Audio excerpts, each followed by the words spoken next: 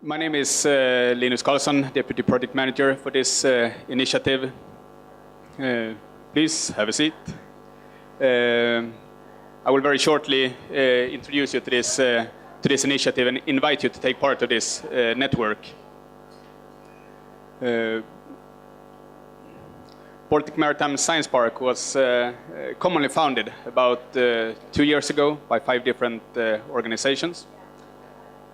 Listed here, the Swedish Coast Guard, together with the Swedish Armed Forces, 2 universities, Blekinge Institute of Technology, and the Linus University. Together with the lead partner, the region of Blekinge Regional Authority, who is the lead partner of the Baltic Maritime Science Park. The region of Blekinge I would highlight a bit extra, because they have a rather impressive history when it comes to cooperation projects in the field of maritime safety and security. The region of Blekinge has been the lead partner of 2 large-scale EU-funded Interreg projects over the last decade. The Baltic Master Project and the Baltic Master 2 project. Both of them including partners from all 9 Baltic Sea states, about 40 to 50 partners in each project. Of course, a lot of results was gained during all these projects. And actually that was part of the background why establishing the Baltic Maritime Science Park. Because we realized that there are so many projects going on in the Baltic Sea region at the same time, dealing with more or less the same issues. Within the Baltic Master 2 project, where I was the project manager as well, we worked a lot with oil spill risk management.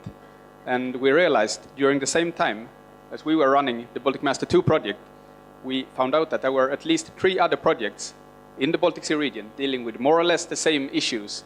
In the interaction between these projects could have been much better. Of course, we attended each other's conferences, but we could have done much more and could have been much better coordinated, maybe when establishing all these different projects. And what to do with all these project results from all these projects? We also made a calculation during the pre-study for the Baltic Maritime Science Park that just during the last 2 program periods of the EU, there have been more than 25 different projects that somehow dealt with maritime safety and security in one way or another. And what to do with all these results? What to do with all these reports? How do we take the next step? The second question here is probably our most important. How do we ensure the transference of project results into innovations and new partnerships? And the overall idea with this Baltic Maritime Science Park is to connect the different actors from the different sectors, to combine representatives from the industry with the universities. What is the actual problem out in the port or at the ship?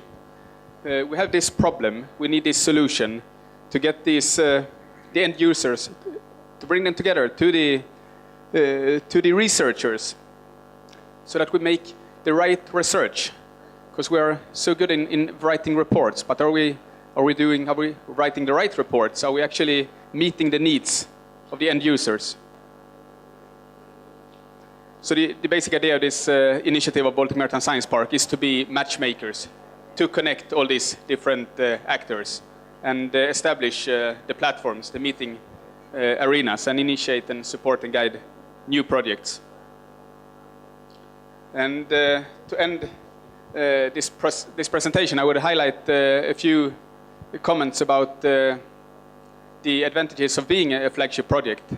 I have my background from the Baltic Master 2 project, who also was a flagship project within the strategy. And I would say the extra attention that you're given as being a flagship project is definitely worth a lot. That was the reason why we were invited here. We were part of a workshop yesterday, giving the opportunity to present our project together with a lot of other interesting initiatives.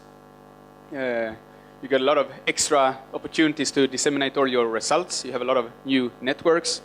I think the priority area coordinators for our priority area SAFE, are doing an excellent job by promoting our project and help us to promote our project results, and also to help us extend our network all the time. We are very satisfied with this cooperation. And of course, giving this chance, you get much better opportunities to influence the future. the method that we are working with within this partnership is what is called the triple helix method, where authorities working together with the universities and the companies, so that we, of course, all these. The practical arrangements is that all these actors are, so to say, collected under one sphere. In our network today, we have about 80 to 90 different, partners or stakeholders. We have a lot of authorities, national authorities, and by organizing, actually, okay, from the background is the Baltic Master 2 project, we didn't involve any companies. In the Baltic Master 2 project, we didn't involve any companies. It was only cooperating between authorities, academics, exactly. So we have this cooperation is already very well established, and the people know each other. And then comes the tricky part: how to include the companies. That's definitely the tricky part. And this infrastructure is not really functioning yet. So we need to find the ways. So what we have been doing so far, we have been inviting to smaller workshops for a thematic area.